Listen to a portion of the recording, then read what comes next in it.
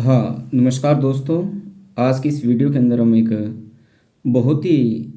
20वीं और 21वीं शताब्दी के बहुत ही महत्वपूर्ण विचारक के बारे में बात करने वाले हैं, जो वह विचारक जिसने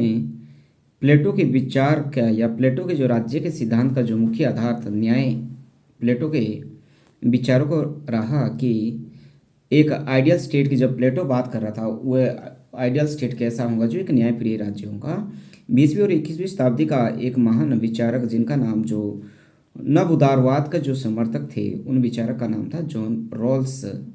जॉन रॉल्स ने अपने चिंतन के अंदर या अपने विचार के अंदर क्या है, 20वीं शताब्दी के अंदर जो न्याय का जो सिद्धांत है, जो थ्योरी ऑफ जस्टिस 1971 के अंदर उनकी ये बुक आई। इस बुक की वजह से जो जॉन रॉल्स की जो चर्चा है या आज के समय में जो जॉन रॉल्स का रेलेवेंस है बहुत अधिक बढ़ चुका है।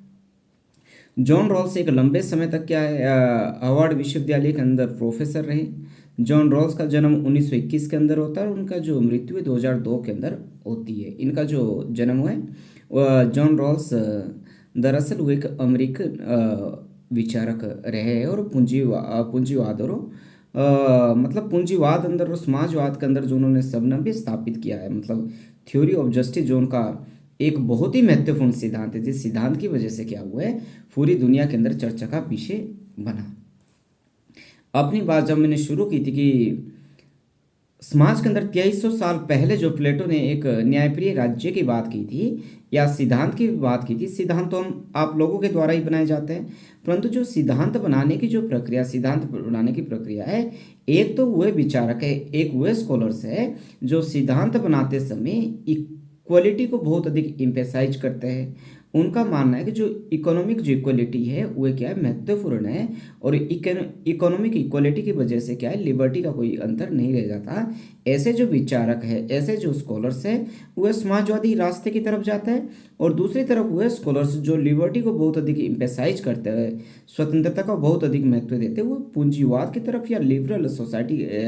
पूंजीवाद की तरफ या लिबरल सोसाइटी की तरफ उनका जो इंडिविजुअल के ऊपर बहुत अधिक उनका इम्पेसाइज रहता है। परंतु जॉन रॉल्स इस बात के अंदर महत्वपूर्ण है कि जॉन रॉल्स ने अंदर इन दोनों विचारधाराओं के अंदर ही सामंजस्य स्थापित करने की कोशिश की है। जो जॉन रॉल्स का जो योगदान है अपने आप में एक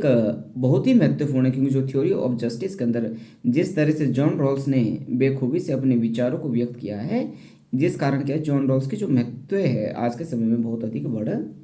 जाती है। क्योंकि 1950 के आसपास या तो प्लेटो और प्लेटो के बाद हीगल और हीगल के बाद कार्ल मार्क्स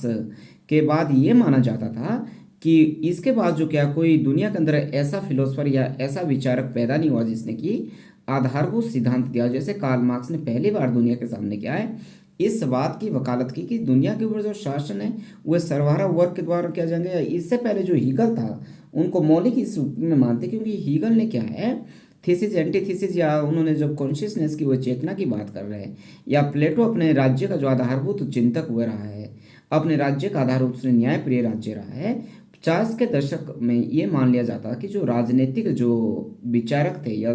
पॉलिटिकल स्कॉलर्स थे उनका क्या है अंत हो चुका है। परंतु जो जॉन रॉल्स ने इस बात को क्या है झूठा साबित कर दिया। और जब उनकी जो बुक है थ्योरी ऑफ जस्टिस के अंदर क्या उन्होंने दोनों विचारधाराएं जो उस समय चल रही थी, उदारवाद और एक आर्थिक समानतावाद की जो विचारधारा थी, इनके बीच स्थापित करने का काम किया। जॉन रॉल्स की कुछ एक महत्वपूर्ण रचनाएं थी जिसके बारे में हमें बात कर लेनी चाहिए, जो हमारे एग्जाम्स के लिहाज से भी बहुत महत्वपूर्ण रहने वाली है। उसमें आप थ्योरी ऑफ जस्टिस जो हमने बहुत 2-3 बात मैंने बात कर ली, 1971 के अंदर पब्लिश होती है। पॉलिटिकल लिबरलिज्म जो 1993 के अंदर जो इस बुक के अंदर जो जॉन रॉल्स ने रॉबर्ट नोजिक ने जो थ्योरी ऑफ जस्टिस जो क्रिटिसाइज रॉबर्ट नोजिक के द्वारा किया गया था, इसका उत्तर जो जॉन रॉल्स ने पॉलिटिकल लिबरलिज्म के अंदर 1993 के अंदर दिया था। द लॉ ऑफ पीपल्स 1999 के अंदर, जस्टिस एज फेयरनेस, जो जस्टिस होगा वो फेयरनेस होगा, ये तो कॉन्सेप्ट ही है उनका। और collective works of John Rawls के नाम से जो इनकी ये रचना है ये प्रकाशित हुई। जस्टिस एज फेयरनेस जो जॉन रॉल्स के जो सिद्धांत का जो मुख्य मुद्दा था वह था जस्टिस, न्याय था। परंतु जो न्याय होगा वो न्याय किस तरह का होगा, वह क्या होगा फेयरनेस होगा। ऐसा न्याय होगा जो किसी के साथ किसी भी तरह का कोई भेदभाव नहीं करेगा। जो ये जो बेल ऑफ इग्नोरेंस है 1957 के अंदर एक आर्टिकल जॉन रॉल्स का अखबारों के अंदर छपा था, और उसके बाद क्या है, जो रॉबर्ट नोजिक था, रॉबर्ट नोजिक ने जॉन रॉल्स की आर्टिकल्स की क्या है आलोचना की थी, और उसका जो जवाब है जॉन रॉल्स ने जो 1971 के अंदर थ्योरी ऑफ जस्टिस बुक का उन्होंने रॉबर्ट नोजिक के द्वारा जो क्रिटिसाइज किया गया था, और उसका जो उत्तर है जॉन रॉल्स से मतलब 1993 के अंदर क्या जो पॉलिटिकल लिबरलिज्म की अपनी उनकी जो बुक थी उसमें उन्होंने इस बुक का क्या है एक जवाब दिया था। जस्टिस एज फेयरनेस के अंदर जो रॉबर्ट जॉन रॉल्स क्या है ये स्वतंत्रता और आर्थिक समानता के बीच क्या है सामंजस्य स्थापित करने की कोशिश करने का काम कर रहा है, क्योंकि जो जॉन रॉल्स ने अपने जो थ्योरी ऑफ जस्टिस 1957 और 1971 के बीच दिया, और उस समय जो पूरी दुनिया के अंदर क्या है कोल्ड वॉर का दौर था, एक तरफ सोवियत संघ था जो आर्थिक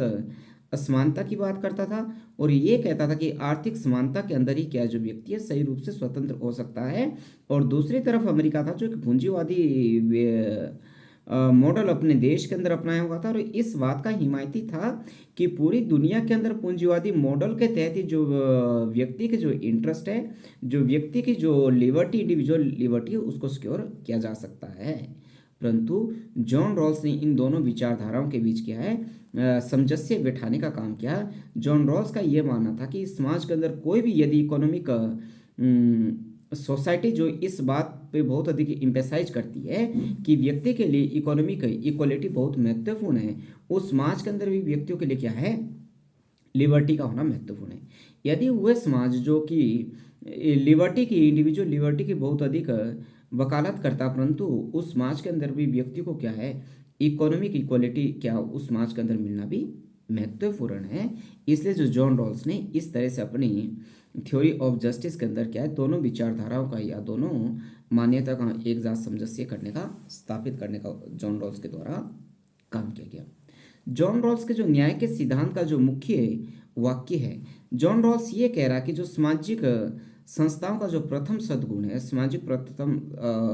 संस्थाओं का जो प्रथम सद्गुण है वह क्या है सत्य चिंतन। जो सत्य है वह चिंतन का क्या प्रथम सद्गुण है, और सत्य क्या है सत्य न्यायप्रिय है। कोई भी दुनिया का कोई भी समाज हो, चाहे वह पूंजीवादी समाज हो समाजवादी समाज हो, उस समाज का एक ही सत्य अंतिम है वह है न्याय। यदि दुनिया का कोई भी ऐसा समाज जो चाहे पूंजीवादी समाज हो या समाजवादी समाज हो, उस समाज के अंदर क्या है व्यक्ति की जो न्यायप्रिय व्यक्ति के लिए नहीं है या व्यक्ति के साथ वह सिस्टम जस्टिस नहीं कर रहा, तो ऐसा समाज को क्या है या तो हमें नष्ट कर देना चाहिए या उसके अंदर संशोधन कर देना चाहिए, ऐसा जॉन रॉल्स का मानना रहा है।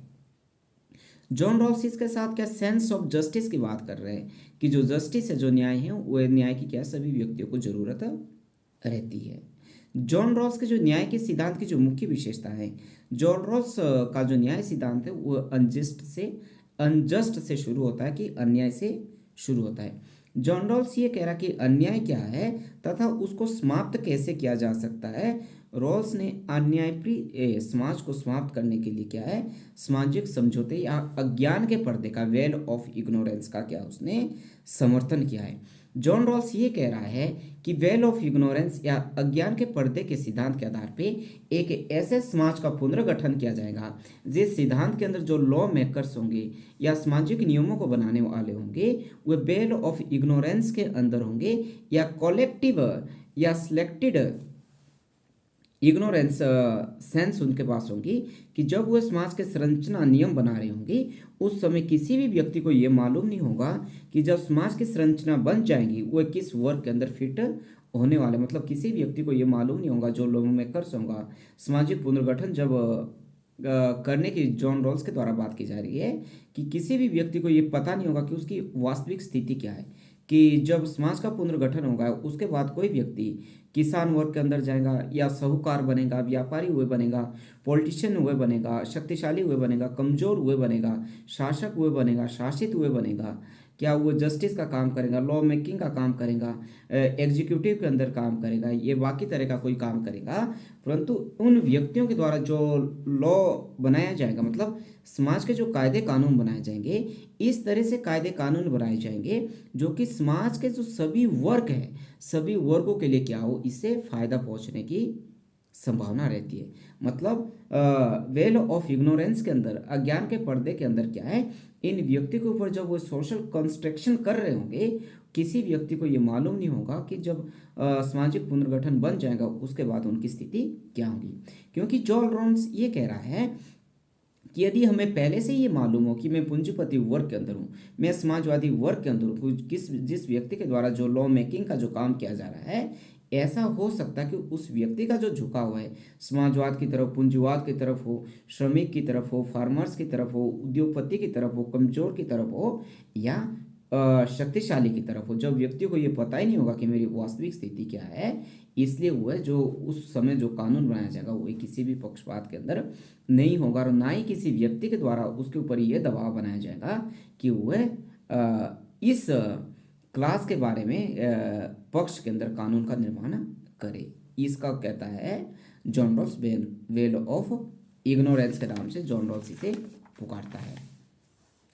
जॉन रॉल्स ये कहता कि इस समय के अंदर जो व्यक्ति को किसी भी तरह की ओरिजिनल पोजीशन के अंदर जो व्यक्ति रह रहे होंगे, उसमें वो जो न्याय के सिद्धांत की वो दो कॉन्सेप्ट बोलता है। ये टू प्रिंसिपल्स ऑफ जस्टिस की बात करता है। फर्स्ट प्रिंसिपल्स ऑफ जस्टिस के अंदर क्या, लिबर्टी का प्रिंसिपल लेता है। इसमें वो राजनीतिक स्वतंत्रता की बात करता है कि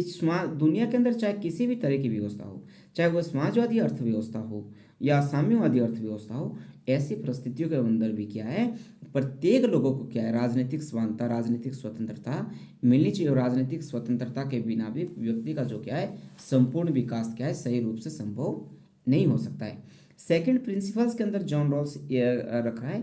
इक्वल अपॉर्चुनिटी, कि स्वतंत्रता के साथ साथ क्या है, प्रत्येक व्यक्ति को आगे बढ़ने के लिए इक्वल अपॉर्चुनिटी मिलनी चाहिए। मतलब प्रत्येक व्यक्ति को क्या है, एक जैसा क्या है सोशल स्टेटस उसका होना चाहिए। प्रत्येक व्यक्ति की जो इकोनॉमिक कंडीशन है वो एक जैसी होनी चाहिए। प्रत्येक व्यक्ति को एक जैसा स्वास्थ्य मिले, प्रत्येक व्यक्ति को एक जैसी शिक्षा मिले। इसलिए क्या है, इस समय क्या हुआ है, इक्वल अपॉर्चुनिटी की बात कर रहा है। इसके साथ साथ क्या है, जॉन रॉल्स ये भी कह रहा है कि यदि प्रत्येक व्यक्ति को इक्वल अपॉर्चुनिटी हो रही है, और जॉन रॉल्स ये कह रहा है यदि समाज के अंदर असमानता व्याप्त है, परंतु अगर उस इनइक्वलिटी की वजह से या असमानता की वजह से समाज के लिए वो लाभदायक है, तो उस इनइक्वलिटी या असमानता को भी क्या जस्टिफाई किया जा सकता है, या समाज के लिए लाभदायक है तो उसको जस्टिफाई किया जा सकता है। ऐसा क्या है जॉन रॉल्स का मानना है, जिसे वह डिफरेंस प्रिंसिपल के नाम से भी कह रहा है। जैसे उदाहरण के लिए जॉन रॉल्स ये कह रहा है, या उदाहरण के लिए हम ये कह सकते हैं, यदि दोनों सगे भाई एक ही फैमिली के अंदर जन्म हो लेते हैं और एक जैसी उनकी इकोनॉमिक कंडीशंस है, और दोनों को एक जैसे स्कूल्स के अंदर डाला गया है, परंतु बड़े होके जो एक व्यक्ति भाई की जो इंटरेस्ट था पढ़ाई की तरफ अधिक था, और बड़े होके वो क्या बनता है, डॉक्टर बनता है। और दूसरा जो उसका भाई था जो एक जैसे इकोनॉमिक कंडीशंस के अंदर पढ़े, दोनों को एक साथ स्कूल के अंदर उनको एडमिशन उनको दिलाया गया था, एक जैसी स्थिति के अंदर जो शिक्षा देने का काम किया गया था, परंतु जो दूसरा भाई है उसका टैक्सी चालक बनता है। ऐसी परिस्थिति के अंदर यदि डॉक्टर्स की जो सैलरी वो 2 लाख है, और जो टैक्सी चलाने वाले की जो सैलरी है वो 20,000 है, यदि हम इस समय डिफरेंस इनका देखें तो 1,20,000 का आ रहा है, परंतु जॉन रॉल्स ये कह रहे हैं कि जो ये डिफरेंस है ये भी क्या है, जस्टिफाई है। क्योंकि क्या है, जो व्यक्ति डॉक्टर बना है वो क्या अपनी योग्यता से डॉक्टर बना है, इसके लिए जो दूसरा उसका भाई जो टैक्सी ड्राइवर बना वो इस बात की शिकायत नहीं कर सकता कि उसके पास इक्वल अपॉर्चुनिटी नहीं थी। इसलिए जो जॉन रॉल्स है इक्वल अपॉर्चुनिटी की बात करता है। यदि ऐसी कंडीशन बनती है समाज के अंदर, असमानता, ऐसी असमानता जिससे समाज को फायदा है, उसको भी क्या हुआ है जस्टिफाई करने का जो काम है वो जॉन रॉल्स के द्वारा किया जा रहा है। John Rawls source of inequality की, समाज के अंदर इनइक्वलिटी असमानता कैसे पैदा होती है, इसके बारे में जॉन रॉल्स कह रहा है कि समाज के अंदर जो असमानता के दो स्रोत है, या तो लीगल स्रोत सोर्स है। लीगल सोर्स का मतलब जॉन रॉल्स कह रहा है कि यदि राज्य के जो कानून वो पक्षपात है, राज्य के कानून अमीर और गरीबों के बीच भेदभाव करते हैं, राज्य के जो कानून है वो सामंतवाद और कृषक के बीच भेदभाव करते हैं, राज्य के कानून में पूंजीपति और लेबर वर्ग के बीच भेदभाव करते हैं, ऐसी परिस्थिति के समय समाज के अंदर या एक राज्य के अंदर क्या है, इनइक्वलिटी वाली जो कंडीशंस पैदा होती है वो उसे क्या हुआ लीगल सोर्स के अंदर रखने का काम क्या है जॉन रॉल्स के द्वारा किया जाता है। और दूसरे तरह की वो बोल रहा है बर्थ स्टेटस के रूप से इनइक्वलिटी। यदि किसी व्यक्ति का जो जन्म है अमीर घर के अंदर हो रहा है या गरीब घर के अंदर हो रहा है, पूंजीपतियों के हो रहा है या मजदूर के अंदर हो रहा है, ऐसी परिस्थिति में जो वह है वह भी क्या है वर्थ स्टेटस के कारण क्या है व्यक्तियों की इनइक्वलिटी बढ़ने का काम हो रहा है। तीसरे की तरफ वह रख रहा है जैसे टैलेंट ऑफ एफर्ट्स। जैसे एक व्यक्ति क्या है अपनी मेहनत से और अधिक अमीर बन रहा है तो जॉन रॉल्स उसे कह रहा है कि वह भी क्या है जस्टिफाई है और वह किसी भी तरह से इसमें कोई दिक्कत वाली बात नहीं है। जहाँ एक तरफ जॉन रॉल्स अपनी इनइक्वलिटी का सिद्धांत दे रहा है, ये इनइक्वलिटी या जस्टिस का अपना सिद्धांत दे रहा है। यदि इनइक्वलिटी की वजह से असमानता की वजह से समाज को फायदा हो रहा है तो उसे क्या हम जस्टिफाई कर सकते हैं। और इसे जस्टिफाई करने के जो जॉन रॉल्स के द्वारा क्या है दो सिद्धांत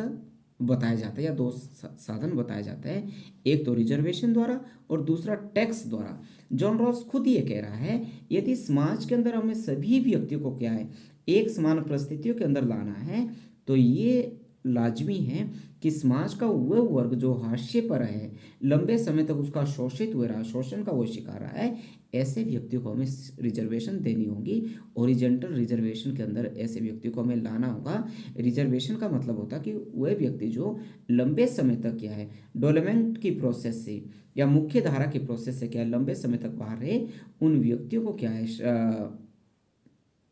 शासन के अंदर लाने के लिए हमें उनके लिए स्पेशल प्रावधान करने होंगे। सेकंड जॉन रॉल्स कह रहा है कि टैक्स लगा के समाज के अंदर या राज्य के अंदर बहुत से ऐसे व्यक्ति हैं जिनकी जो इकोनॉमिक कंडीशन से बहुत ही अच्छी है, यदि उनकी इकोनॉमिक कंडीशन एक लिमिट से ऊपर जा रही है तो ऐसे व्यक्तियों के ऊपर राज्य के द्वारा टैक्स लगाया जा सकता है। यहाँ जो और उस टैक्स को जो राज्य ने जो खर्च करना है वो उन व्यक्तियों पर खर्च करना है जो समाज के अंदर जो हाशिए पे है, जिनकी इकोनॉमिक कंडीशंस क्या है बहुत बुरी है और राज्यों को क्या है उनकी राज्य की तरफ से उन व्यक्तियों की जो मदद करने की बहुत ज़रूरत है। ऐसी परिस्थिति में जो जॉन रॉल्स है एक वेलफेयर स्टेट के कॉन्सेप्ट की ओर आगे बढ़ने का काम जॉन रॉल्स के द्वारा किया जा रहा है। और इन दो सिद्धांत के आधार पर जॉन रॉल्स ये कह रहा है कि समाज के अंदर जो इकोनॉमिक इनइक्वलिटी है उसको क्या है ओवरकम किया जा सकता है।